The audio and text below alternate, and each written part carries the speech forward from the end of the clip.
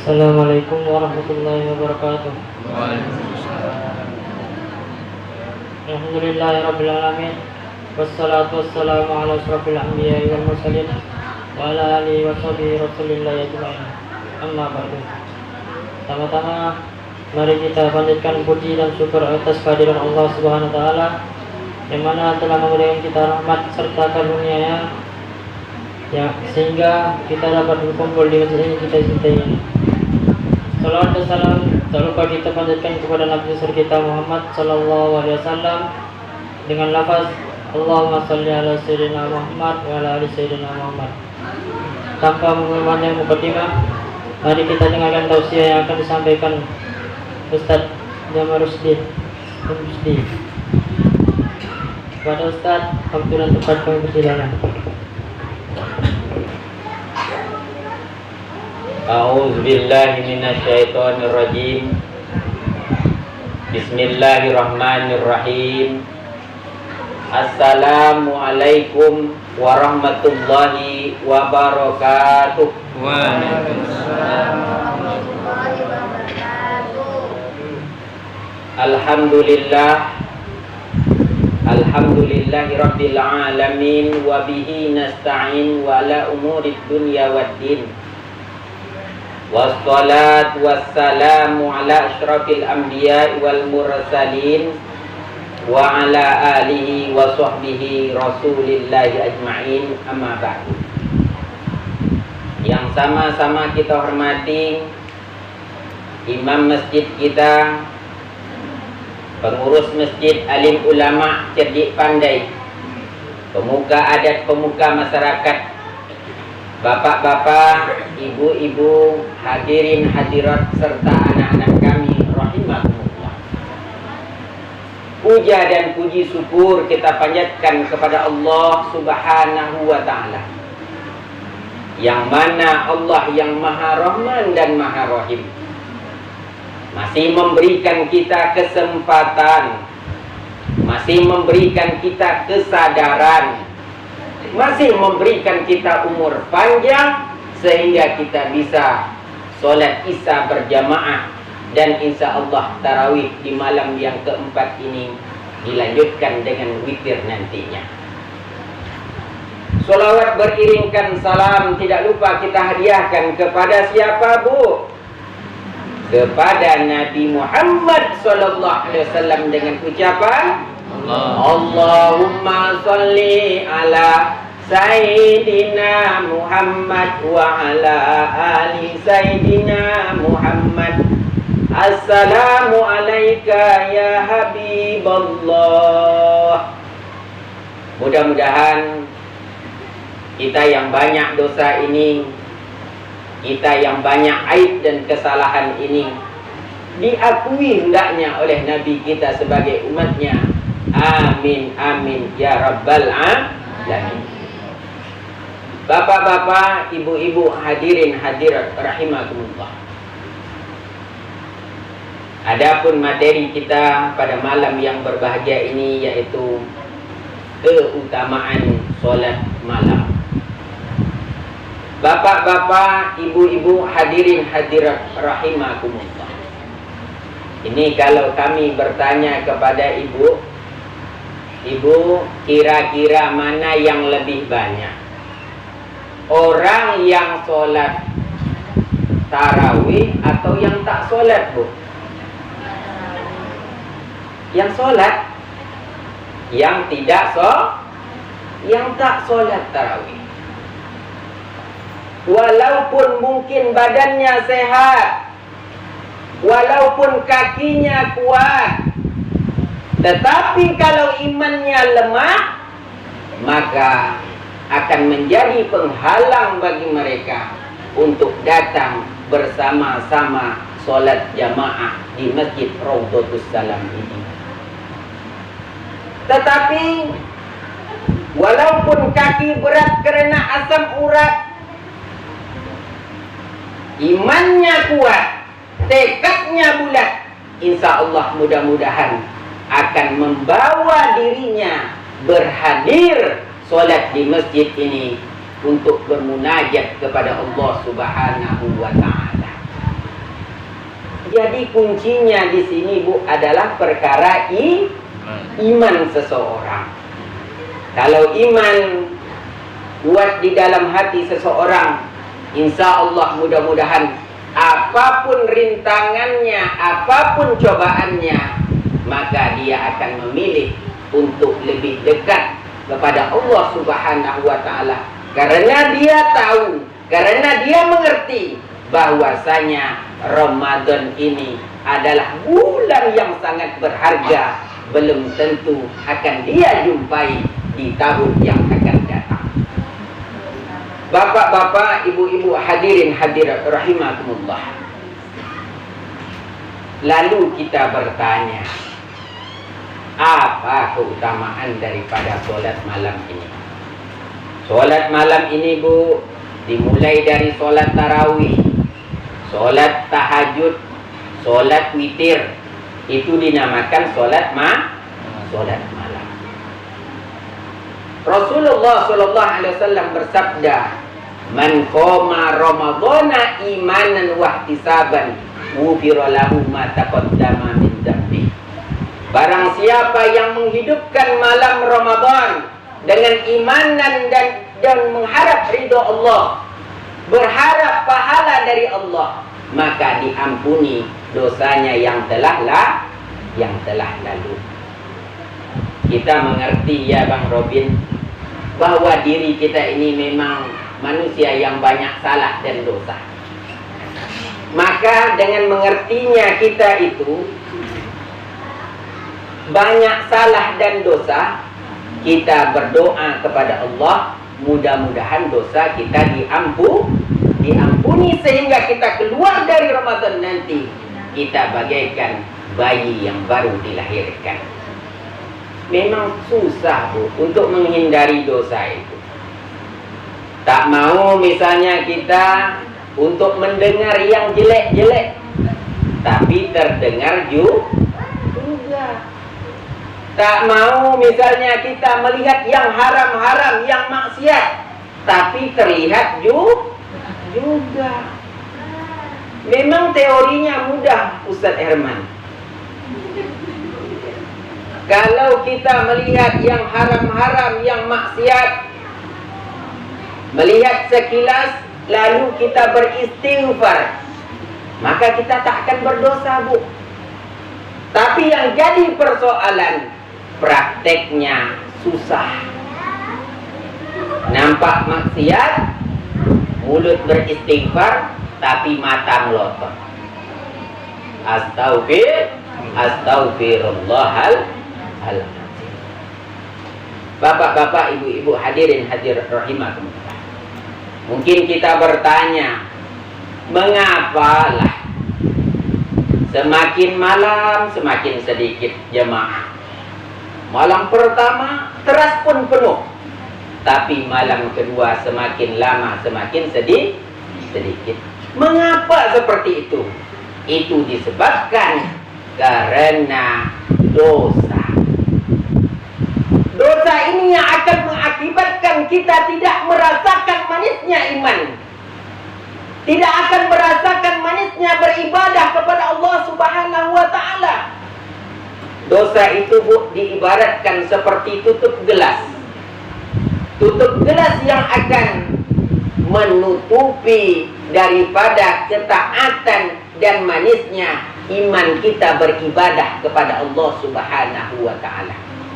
Oleh kerana itu, kita jadikan momentum Ramadan ini untuk minta ampun kepada Allah Subhanahu wa Ta'ala, supaya tutup gelas ini Allah hapuskan, sehingga kita nikmat beribadah kepada Allah Subhanahu wa Ta'ala.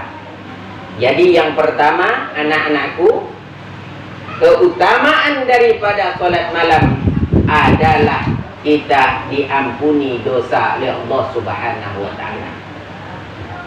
Yang kedua, keutamaan daripada bulan suci Ramadan, Allah akan memberikan kita taman-taman di taman-tamannya surga.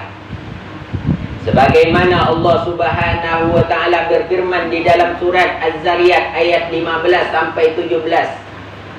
Bismillahirrahmanirrahim. Innal muttaqina fi jannatin wa uyun. Akhidina ma atahum rabbuhum innahum kanu qabla dzalika muhsinin wa kanu minal laili ma yahja'un. Kata Allah, orang-orang yang bertakwa Allah akan berikan taman-taman di taman-tamannya surga. Disebabkan apa? Wa kanu minal laili ma yahja'un. Disebabkan mereka sedikit sekali tidur di kala malam. Bapak, Ibu, hadirin hadirat rahimahumullah. Kita malu kalau seandainya 5 waktu muazin memanggil kita, hayya 'alas shalah, marilah kita sholat. Kita malu, Bu. Tetapi yang harus kita malu lagi apabila di malam hari Allah memanggil kita, bangun, kumu, kata Allah, bangunlah. Kalau engkau berdoa akan aku kabulkan. Kalau engkau berdosa akan aku ampuni. Kalau engkau merasakan susahnya hidup akan aku mudahkan, kata Allah. Tetapi kita kebanyakan tidur. Bapak-bapak, ibu-ibu, hadirin hadirat rahimakumullah. Kalau kita berbicara masalah taman, memang konotasinya adalah konotasi yang bagus-bagus. Taman di dunia saja banyak orang yang selfie-selfie di taman-taman, Bu. Kayak di bawah jembatan Taman Tengku Agung, Siak Lawo. Banyak nak, Bu, yang bermain di sana? Banyak. Foto-foto lah, duduk-duduk lah, bersedak gurau lah. Karena taman itu membuat hati kita riang gembira. Apatah lagi nanti Allah sediakan taman surga. Masya Allah. Yang selanjutnya, ibu bapakku sekalian, solat malam adalah solat yang membuat hati kita tenang. Di dalam riwayat ada seseorang yang mendatangi Abdurrahman bin Mas'ud. Orang itu bertanya kepada Abdurrahman bin Mas'ud, wahai Abdurrahman bin Mas'ud, hatiku resah, hatiku gelisah, gundah gulana, apa obatnya? Abdurrahman bin Mas'ud mengatakan, datangi tiga tempat. Yang pertama, datangi di mana banyak orang membaca Al-Quran. Karena Al-Quran adalah syifa, penyembuh, obat hati, Bu. Di waktu tadi Ustaz kita, imam kita, Ustaz Herman membaca, walaupun yang dibaca adalah ayat-ayat yang pendek-pendek, tapi membuat hati kita tenang. Yang kedua, kata Abdurrahman bin Mas'ud, yang membuat hati kita tenang, hati kita tidak gelisah lagi, datangi majlis-majlis ilmu. Datangi ceramah-ceramah, dengarkan ceramah-ceramah. Yang ketiga, datangi tempat yang sunyi sepi. Tempat yang sunyi sepi ini, Bu, bukan di dalam gua, bukan di dalam hutan belantara. Maksudnya di sini adalah dikala sepi sendiri bermunajat kepada Allah Subhanahu wa taala, dikala sepertiga malam, Bu. Kalau di belakang truk itu saya pernah baca, Bu. Itu menginspirasi sekali tulisannya. Kalaulah tidak ada bahu untuk bersandar, masih ada lantai untuk bersujud. Masya Allah. Jadi Bapak Ibuku sekalian, mari sama-sama kita mendekatkan diri kita kepada Allah Subhanahu wa taala. Introspeksi diri kita, Bu. Berapa umur kita? 40, 50, 60. Sudah berapa lama kita serius beribadah kepada Allah? Kita ini diibaratkan sebagai orang perantauan. Kalaulah kita paham, mengerti konsep daripada hidup kita, inna lillahi wa inna ilaihi raji'un, kita datang dari Allah dan kembali kepada Allah, niscaya kita akan mempersiapkan bekal sebanyak-banyaknya. Kita ini perantauan, Bu, yang suatu saat akan kembali pulang ke kampung halaman kita masing-masing. Oleh kerana itu, mulai dari sekarang, kalau kita ingin pulang kampung dengan hati yang riang gembira, maka kita persiapkan tanah sepetak.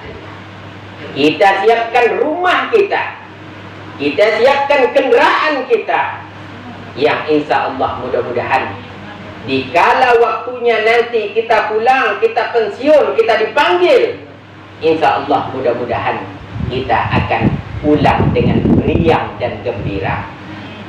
Tetapi kalau satu pun tidak ada bekal kita, maka kita akan pulang kampung dengan malu, lemah, lunglai, lesu. Karena apa? Karena tidak ada bekal yang akan kita bawa pulang kampung nanti. Bapak-bapak, ibu-ibu, hadirin hadirat rahimakumullah. Mungkin ini saja yang dapat kami sampaikan. Mudah-mudahan ceramah singkat ini memberikan satu kesadaran bagi kita masing-masing bahwasanya kita hidup sementara dan kita akan kembali kepada yang maha hidup, yakni Allah Subhanahu wa ta'ala. Oleh kerana itu, persiapkan bekal kita dengan sebaik-baiknya. Kita beriktikad kepada Allah, bertekad, bermunajat kepada Allah. Mudah-mudahan puasa kita pada tahun ini, tarawih kita pada tahun ini, tahajud kita pada tahun ini lebih baik daripada tahajud tarawih puasa di tahun yang telah lalu. Amin, amin ya rabbal alamin. Ini saja, wabillahi taufiq wal hidayah. Mohon maaf atas segala kesalahan. Wassalamualaikum warahmatullahi wabarakatuh. Waalaikumsalam. Terima kasih kepada Ustadz yang memberi tausiah. Semoga apa yang disampaikan beliau dapat kita amalkan di keseharian kita. Apabila ada kata-kata saya yang salah, mohon maaf. Saya akhiri, wabillahi taufiq wal hidayah. Wassalamualaikum warahmatullahi wabarakatuh. Waalaikumsalam. Assalamu alaikum ya Rasul.